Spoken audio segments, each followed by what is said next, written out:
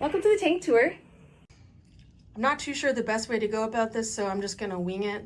I will try to do as few takes as possible so I don't have to do too much editing. That's the goal. I'll start off with the lights. These are the new Hydra Edge 44 HD that Aqua Illumination so graciously sent out for me. I had the AI Prime 16 HDs on here previously, and those lights were on the tank for a good, just shy of 3 years. This tank has been up and running for 3 years. The tank is a custom tank, 36 inches across, 24 inches deep, 18 inches tall. It was custom made by a guy in Toronto who is well known for making good quality aquariums. The tank has Euro bracing along the inside. It's a picture frame Euro bracing on the inside, and then the black frame along the outside. So there should be no leaking out of the bottom of this tank. In the overflow, my friend taught me how to do the plumbing. It's a big mess back in here. If you want to know the details of the pipe size and whatnot, I can get into that another time, but this is what I have. I did my best. In the tank for flow, I have 2 Nero 5s in the back. They're on a random flow pattern. Yeah, that's what we'll call it. Random flow pattern, probably around 15 to 20% power. And that's it for flow. The return line has 2 VCA random flow generators, but I don't think the return pump is strong enough to actually utilize the random flow knobbies on the inside that make the water go in all the different directions. So it is what it is. The water's flowing out in 2 different directions, and that's what I wanted. So that's the tank on the outside here. Now, if we're gonna go into the sump, the stand is made of 2x4s. My dad and I put this together. Yeah, put this together. Yeah, that makes sense. Down in here, I have a Bubble Magus Curve 5 Elite.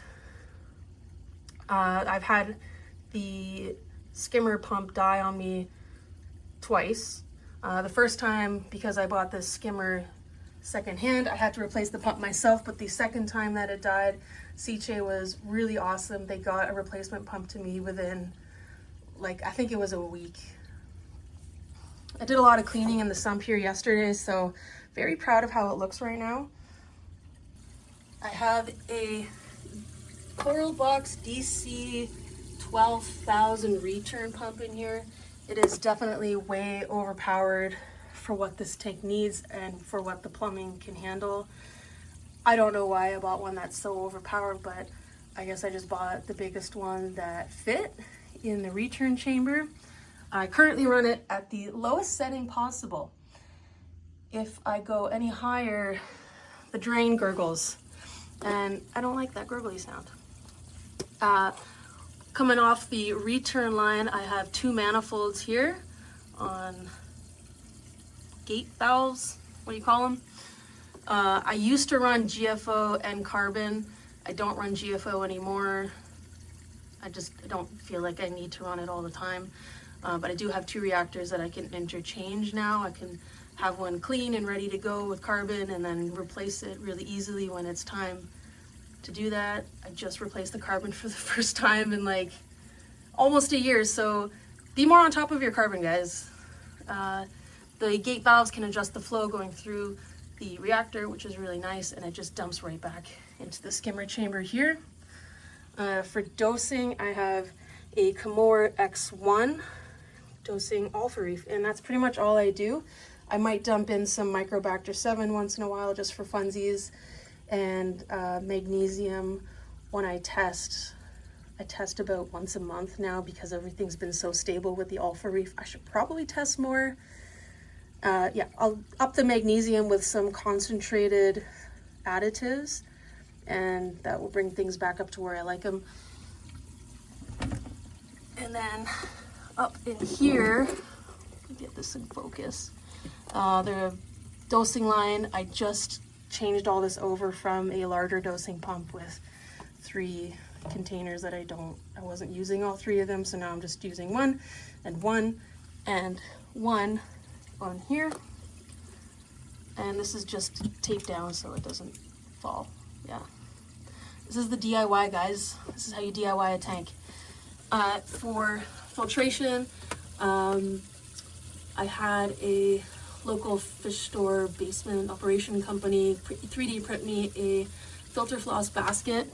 It's not very deep, which is what I like, and the slots in the side there are just high enough to be below 2 layers of floss. So I put 2 layers in here, and ideally I would change this out once a week. And that's all I have for filtration. Very simple. The Sump is an eShops R200. Oh, and I forgot the heater. So I have an Inkbird. I believe it's an ITC 306A. It's the Wi-Fi one with the 2 temperature probes that are in the back here. Seems to work, keeps it submerged, and it's not floating around the display section of the tank. And the heater is a, I can't really see it in there. It's a Finex 300 watt titanium heater. And for the last piece of equipment that is in the Sump, it's the ATO, which I have right here. It's the Tunzi Osmolator 3155. If it's wrong, I will put something over the top on the photo. If it's right, good job me. And I have a 10-gallon standard tank here that the return pump is connected to. It's not the prettiest, but it works. Here's a view on the side here of the reactor. Just has the flow going through, dumping right back in the tank. My stand was open for a really long time, and one of my local reefing friends was very kind enough to find me some expanded PVC sheets at his work that were spare cutoffs from his projects. So these are just sitting on the carpet and then held to the stand with command strips. It's not perfect there, but that's okay.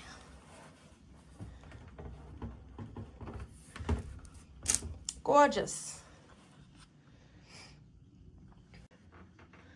All right, and then over here we have the adaptive reef controller cabinet where all the wire mess goes. So I'm gonna be full disclosure here, then you get to see my mess.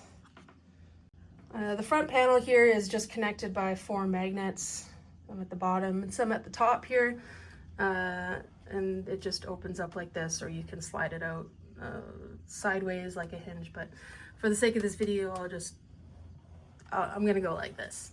So I have some Wi-Fi plugs. One is for the ATO, one's for the heater, one's for the skimmer. The skimmer runs 10 p.m. to 10 a.m.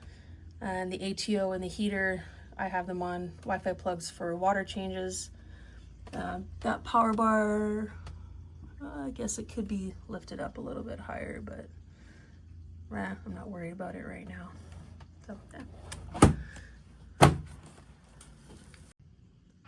And now for the pièce de résistance, the tank inhabitants.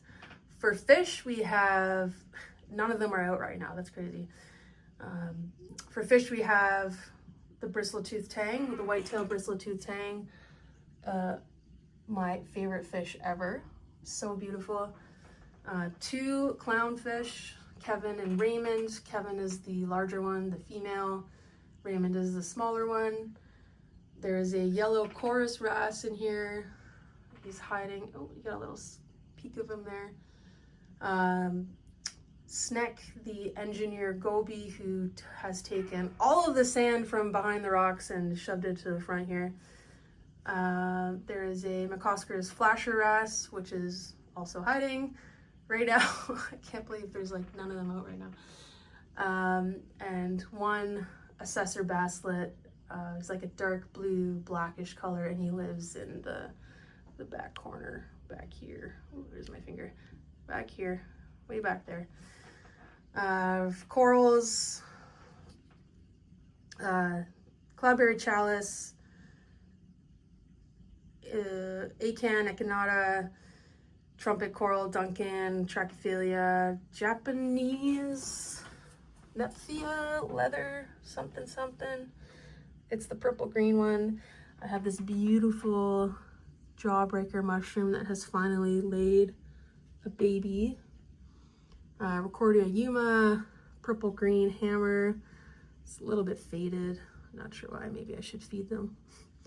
Some citrus mushrooms, Possilopora, smooth skin deepwater acro. It's purple and green. If it has a name, I don't really care. I don't know. It looks pretty and it's growing, which makes me happy. Orange Setosa. We have some Gorgonians here and back there behind the Possilopora. Sunny D, Zoas. These are the only Zoas in the tank. I went through a big Zoa phase, but now I don't know. I don't really care. And they make me nervous, which I shouldn't be nervous because I take a lot of precautions, but these can be the only ones, and that's fine. Green cabbage coral doesn't get a lot of attention on the social media. It's kind of tucked away behind things, but this guy was, I thought he was almost dead at one point, but he's alive now. He's doing so good. We have a pink branching Cyphastria, TNT Anacropora, goldenrod Anacropora, green hammer. Oh, this was a peach frog spawn, green frog spawn. This was an orange frog spawn, but not the peach and the orange kind of look the same. This guy had a much stronger goldy color at one point. Again, I should probably feed my corals. There's another piece of Gorgonian. The name of this guy is escaping me right now. I'll remember it maybe. Some Superman Discosomas, orange mushroom Discosoma things. Lava lamp is what I think I figured out what this name is. Don't quote me on that. Some people call it a pimple mushroom. I don't know. It looks cool. And a fire shroom that is struggling. This guy used to be the boss of this rock, and then he got overtaken by the orange mushrooms and the lava lamp pimple mushroom, whatever. I hope he does okay. It's a really cool coral. Anemone mushroom, whatever you want to call him. Got this little plate coral from my reefing friend. I'll come around the side. This cool little plate coral on a little pedestal that I've made it. So silly. But yeah, it's really cool. I like it. This is a Colt leather coral from a friend. It keeps dropping branches.